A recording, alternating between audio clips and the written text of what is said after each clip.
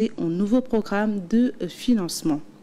Rentrée scolaire 2025-2026, 32 mesures sont adoptées par le gouvernement pour garantir un démarrage réussi, infrastructure, sécurité numérique, inclusion. Plusieurs chantiers sont engagés pour améliorer la qualité du système éducatif. Toutefois, le concept Ubitei Djangtei risque de ne pas être effectif au niveau de Kounoune en raison des inondations. Le cas de Ngane Salih Diop fait encore à la une. La machine judiciaire est mise en branle. Les plaignants représentés par le collectif pour la défense de la cohésion nationale seront entendus ce samedi par la DSC. Et sur le même sujet, la paire, à travers un communiqué, condamne avec fermeté les propos de la journaliste. Elle l'invite à répondre devant la justice. Voilà, c'était tout pour les grandes lignes de développement. C'est dans un instant.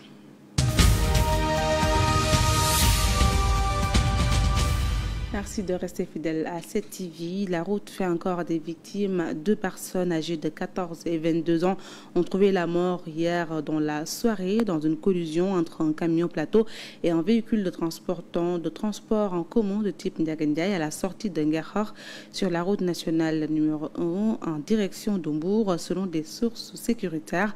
Le choc survenu à l'entrée de la commune a également fait 21 blessés, dont 15 grièvement atteints et 6 légèrement touchés, indique APS. Les 2 corps sans vie ont été déposés à la morgue de l'hôpital Tcherno Mohamedou Massobaro d'Ombourg. Et puis en économie, le Sénégal devra prendre son mal en patience. Le FMI reporte le vote sur la dérogation permettant au Sénégal de disposer de plus de liquidités. Notez que le FMI avait gelé le précédent programme de prêt du Sénégal d'un montant de 1,8 milliard de dollars après la découverte par les nouvelles autorités de dettes non déclarées estimées aujourd'hui à plus de 11 milliards de dollars. Dakar espère obtenir une dérogation pour permettre le déblocage de nouveaux financements dans le cadre d'un programme révisé. Et puis, je vous le disais également, le gouvernement a adopté 32 mesures destinées à garantir un bon déroulement de la rentrée scolaire, universitaire et professionnelle 2025-2026. La porte-parole du gouvernement, Marie-Rosa Faye, a annoncé que le chef du gouvernement a décidé de recruter 500 enseignants-chercheurs et 200 vacataires, en plus des membres de la promotion 2025 du concours de recrutement des maîtres-élèves qui seront formés en 2026. Et puis le concept Ubitei Djangtei risque de ne pas être effectif au niveau de Kounoune le jour de la rentrée des classes. À preuve, les résidents de la zone et environ crient leur désolation face aux inondations, des routes coupées, des écoles à la merci des eaux, une situation jugée difficile pour les enseignants qui habitent dans cette localité. Les charrettes, seul moyen de transport pour accéder à l'intérieur de Kounoune en raison des eaux pluviales et l'état dégradé de la route, un vrai calvaire pour les familles. Ces dernières se désolent de la situation à quelques jours de la rentrée des classes. Et si on constate le fait que ici, la majeure partie de la population, c'est des enseignants. Mais donc ces enseignants-là auront des problèmes, de très graves problèmes pour aller rejoindre leur lieu de travail. Un handicap majeur qui fait que peut-être le slogan Ubitei Djangtei ne nous concerne pas nous. Ces eaux pluviales ont réduit le déplacement des résidents pour vaguer à leurs occupations, mais la cohabitation avec ces eaux pluviales les inquiète aussi. Le problème sanitaire, ça c'est réel. Parce que non seulement il y a ces arbres, il y a des fosses ces fosses septiques qui se déversent dans la rue. Il y a des gens qui, par manque de civisme, se permettent même de vider leurs propres fosses septiques dans les eaux de pluie.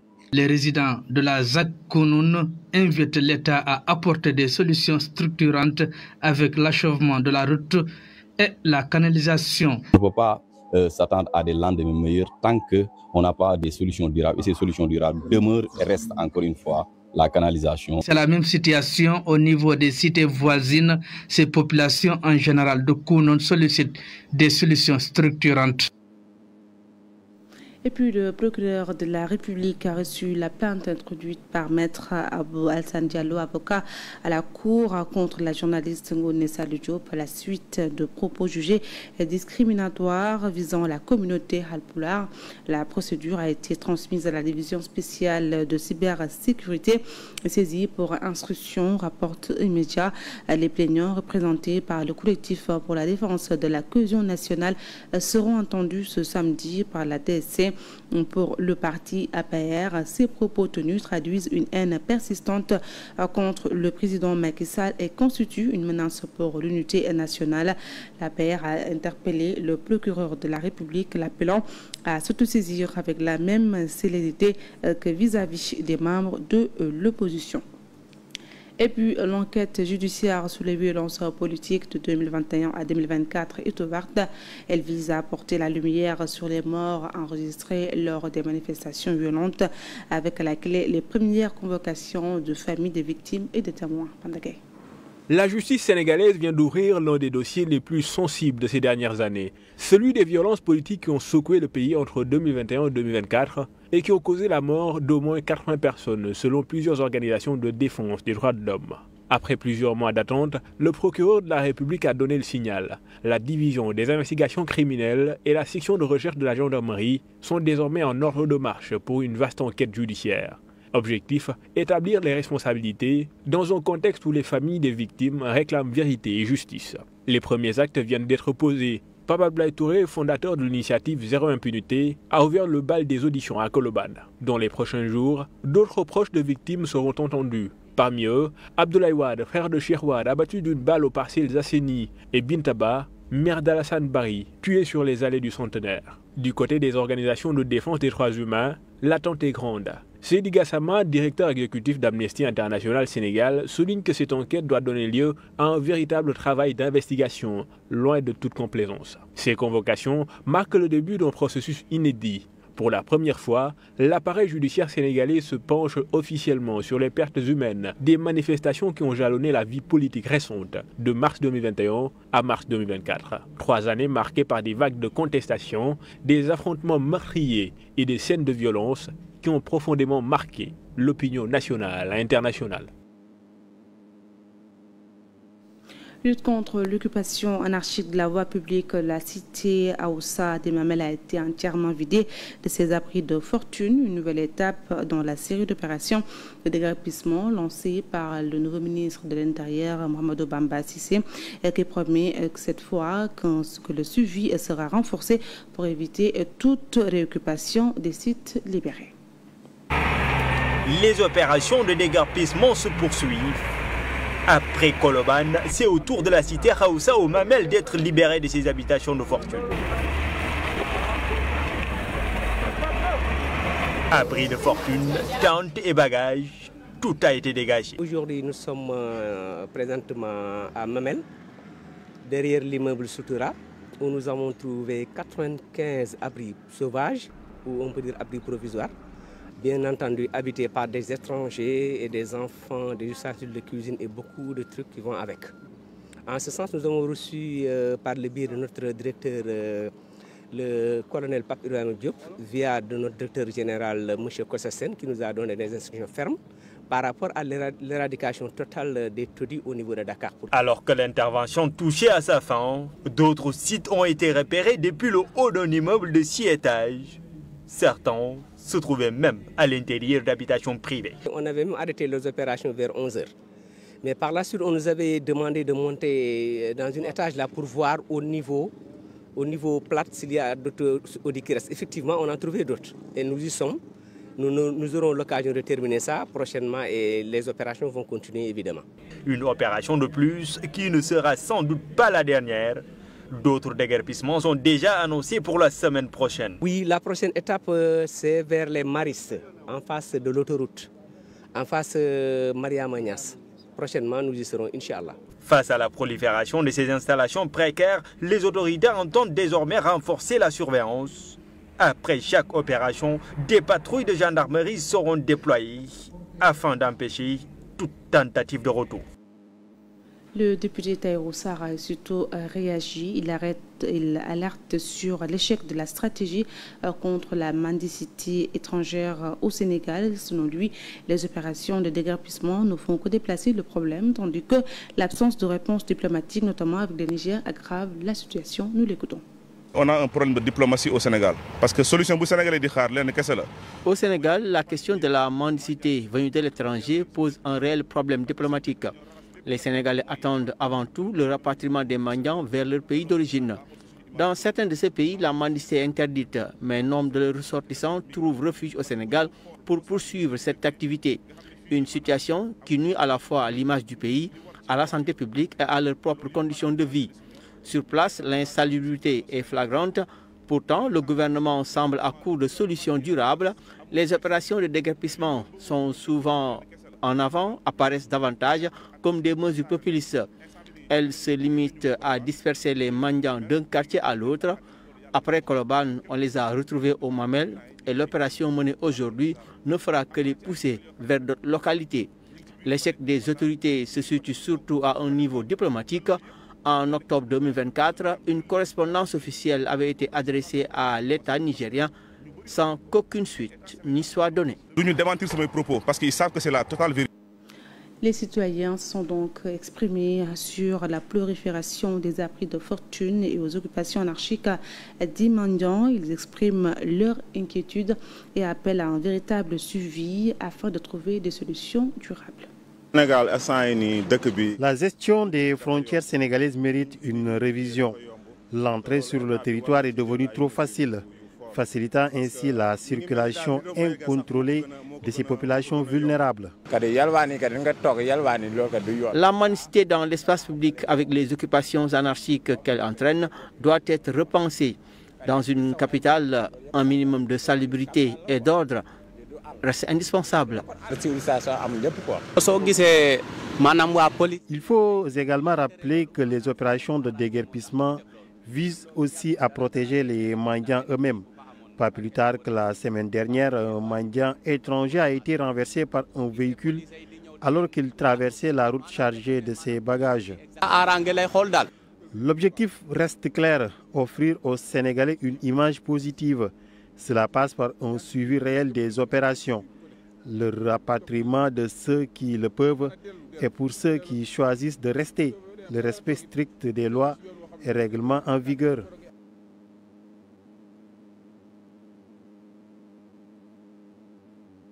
De santé à présent, l'Ordre national des médecins du Sénégal a dévoilé son tableau de 2025.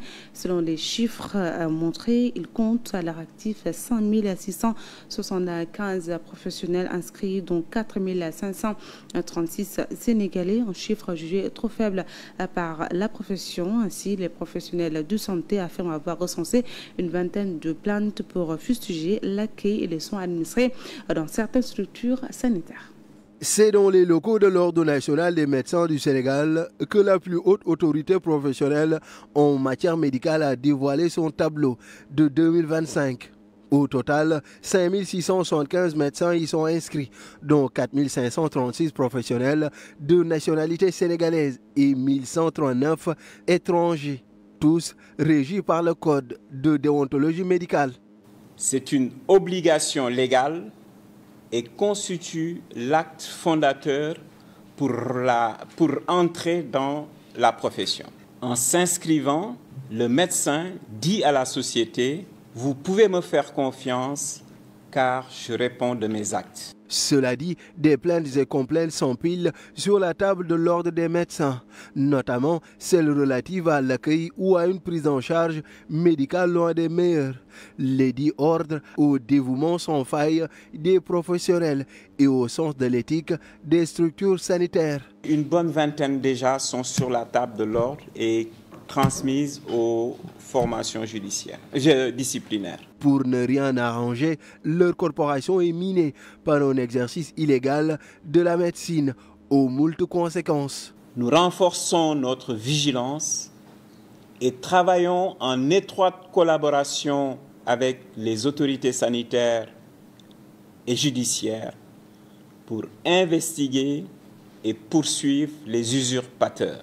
Ainsi, pour faire de l'engagement éthique et la protection des populations une réalité pour tous, des défis structurels et des propositions de sortie de crise sont en branle. Nous appelons de tous nos vœux, de concert avec tous les acteurs de la santé, à la tenue d'états généraux pour un pacte santé ambitieux avec les autorités pour négocier de manière globale. L'Ordre national des médecins du Sénégal s'engage à être inflexible sur les principes, intraitables sur la déontologie et la lutte contre l'exercice illégal de la médecine et infatigable pour défendre les conditions d'une médecine de qualité. Nous restons avec l'ordre des médecins qui a tenu à clarifier sa position par rapport aux faux médecins démasqués à l'hôpital Abass Ndao. Selon les professionnels de santé, il existe des impératifs à respecter avant de pouvoir plutôt administrer des soins. Donc, vous avez deux types d'exercices, l'exercice privé et l'exercice dans le public. Dans le public, l'exercice est sous la responsabilité de l'administration de l'hôpital en dehors de la faute détachable du service. Dans le privé, chaque médecin a l'obligation d'avoir une assurance responsabilité civile parce qu'il prend en lui-même la responsabilité de son acte. Donc, pour le cas précisément cité, de l'hôpital en question que vous avez cité, ce qu'on peut dire, c'est qu'il ne s'agit pas de médecins, ce ne sont pas des médecins, ce sont des infirmiers et des techniciens de bloc opératoire et qui peuvent travailler sous la supervision d'un médecin dans le cadre de leur activité à l'hôpital. Mais si c'est dans un cadre hors hôpital, ils engagent carrément leur responsabilité parce que je ne pense pas qu'un médecin puisse autoriser un infirmier à aller faire des actes en dehors de l'hôpital. Et puis le syndicat national des travailleurs du pétrole, du gaz et des activités connexes du Sénégal exige de l'État une révision de la convention du pétrole. L'objectif permettre à tous les acteurs de trouver leur compte de l'exploitation aux promises. Dans la foulée, les syndicats invitent ainsi l'État à renforcer la formation des acteurs du secteur. Le syndicat national des travailleurs du pétrole, du gaz et des activités connexes exige de l'État la révision de la convention du pétrole pour tenir en compte toute la chaîne de valeur. On est dans un secteur déjà qui est très méconnu par les Sénégalais, c'est un nouveau produit. On a une ressource nouvelle et maintenant il faudrait qu'on puisse connaître un peu, cerner ce problème pour pouvoir défendre vraiment les populations parce que cette richesse appartient au peuple. C'est une richesse qui n'appartient pas à l'État. Donc les contrats ont été signés, c'est des contrats peut-être qu'on va vérifier, qu'on va peut-être défendre, mais c'est toujours pour dire aux Sénégalais que ce produit-là, donc ces nouvelles ressources, on ne les maîtrise pas réellement. La préoccupation aujourd'hui, c'est déjà la formation, parce qu'il faut qu'on ait des gens bien formés qui puissent être dans le milieu même du pétrole, qui connaissent, qui maîtrisent, et non pas jouer les seconds rôles, parce qu'aujourd'hui, au Sénégal, qu'est-ce qu'on attend? Les populations devraient pouvoir être impliquées dans tout ce qui se fait concernant ces ressources. L'Union des travailleurs du Sénégal s'engage aux côtés des travailleurs du secteur du pétrole. Selon Aliou Ndiaye, secrétaire général de l'UTS, cette convention devait être unique. Vous savez, la formation, elle est primordiale d'abord, parce que ce que nous faisons, ce n'est pas un jeu de hasard ni quoi que ce soit, mais on pratique le droit social.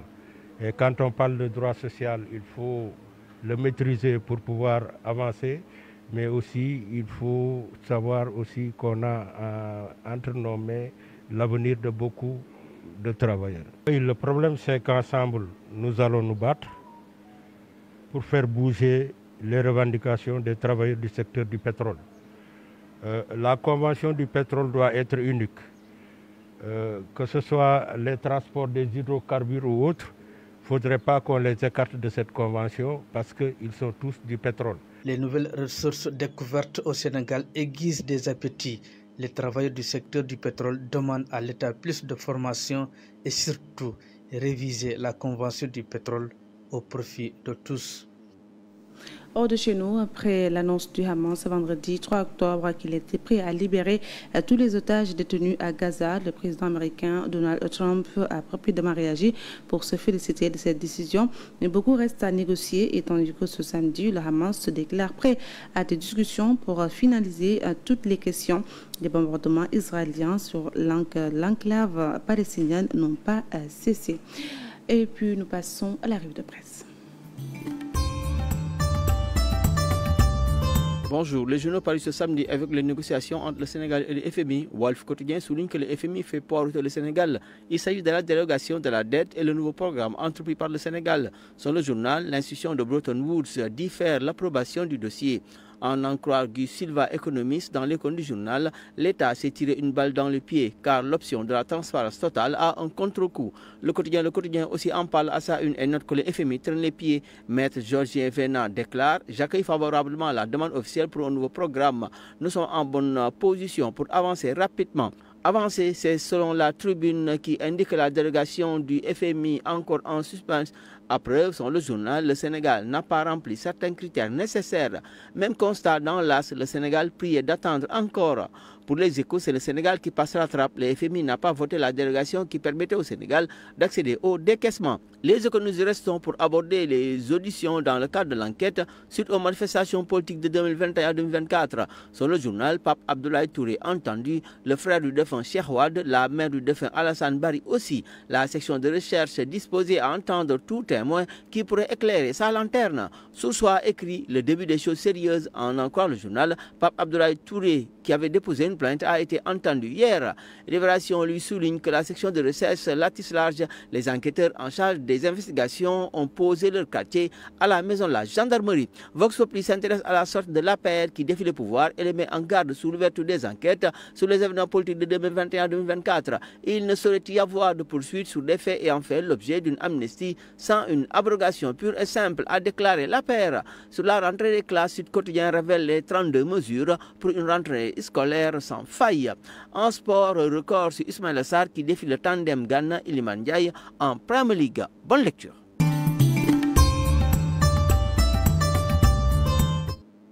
Bonne lecture à tous. Merci beaucoup, Omar. C'est la fin de ce journal. Merci de l'avoir suivi. À 14h, vous aurez la version Wolof de cette édition. Au revoir.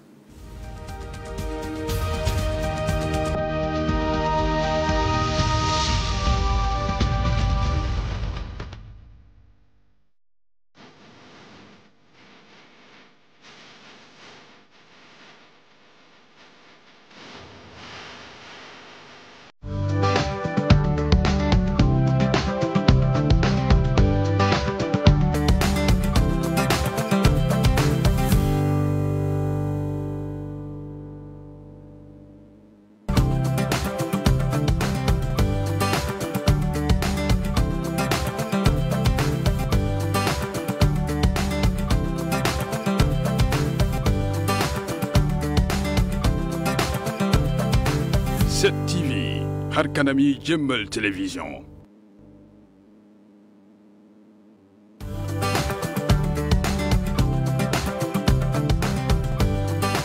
cofeel la woon ci njëlbeen mbëggeel daal di lalu mbëggeel bu amul àpp te bëri doole lool ci wàllu télévision googu mbëggeel moo jox tey 7TV. suñuy programme tënku ci xarañteef gu mag ànd ak xalaat yu kawe ba weesu seen njort. ndax fi jamono tollu télévision dafa yittewoo ay xalaat yu yees ay góor ak i jigéen yu farlu ngir dundal ko. ñu boole suñu xol di leen jox ay xibaar ci réew mi ci bitim réew ak ci doxinu jamono. suñu bëgg-bëgg di télé bu wër àdduna bu ñëpp di safoo. dal leen ak jàmm ci seen télévision 7TV. 7TV ngir télévision doonaat bànneex ci yéen. 7TV télé bi ñu nuru ba noppi di ñu dajale.